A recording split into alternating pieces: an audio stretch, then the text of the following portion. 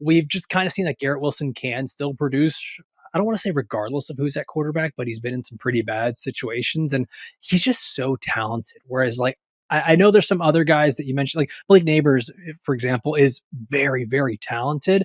I'm very worried about that ecosystem in New York. Like, I don't know that Jackson Dart ends up playing more than 8 games as a rookie because they're going to do the whole Russell Wilson thing. I wouldn't be surprised if Jameis gets a couple of starts. And then they lose Brian Daboll, most likely because they have another bad season. And you got to start all over with a new coaching staff. So it's just like, even though I love Malik Neighbors and he's fantastic, I don't think he's out of that wilderness. Garrett Wilson, I think, is the one that's probably closest to being out of the wilderness here because if things work out with Justin Fields, you've got a guy who has not created, but he's helped produce a top 12 fantasy wide receiver in DJ Moore back in Chicago. He's got the experience with Garrett Wilson.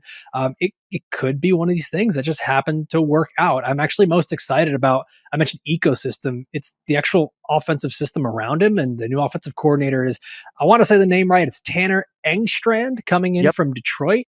And what they did in Detroit was, a lot of us think of Amon-Ra St. Brown as being just a slot only guy. And all these players moved around a lot. Like, for example, we had Jameson Williams in the slot 35% of the time, and Amon-Ra was there 52% of the time. Garrett Wilson last year was in the slot 30% of the time.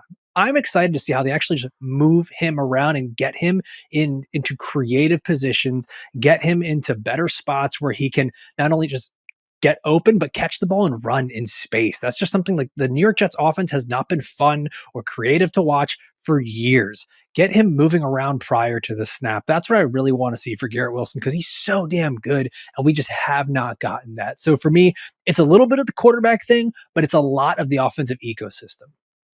Yeah, so many good points there. A lot of threads to pull on. Number one, the fact that you highlighted, hey, wasn't just Amon-Ra St. Brown that was the slot receiver. I think is instructive for those Bears pass catchers with Ben Johnson now that everybody's going to get some slot opportunities, which is good because I think all those guys could be useful to varying degrees in the slot. But particularly with Garrett Wilson, I think what goes a little undersold about his season last year in terms of just the weirdness of it all, which is strange to say because I think we all know that the Jets had a weird season last year.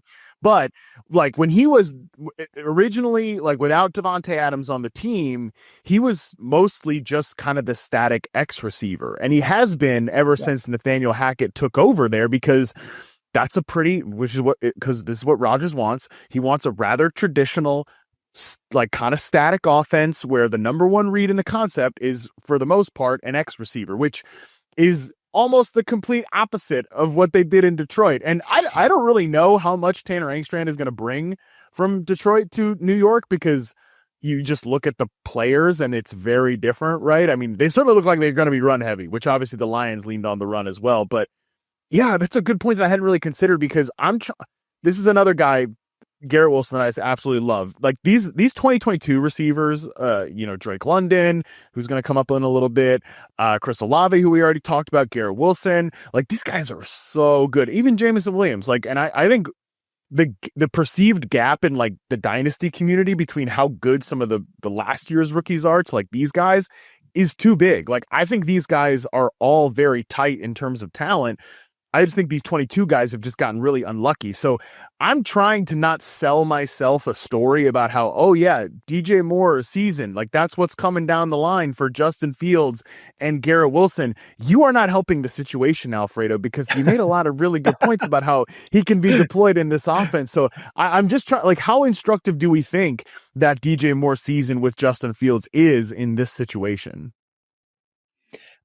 I mean, I'm kind of like you. I don't want to get too excited, and I don't necessarily think that Garrett Wilson is going to get pushed too high up draft boards. But when I was looking at the Jets offense and going, okay, who's going to be number 2 in targets?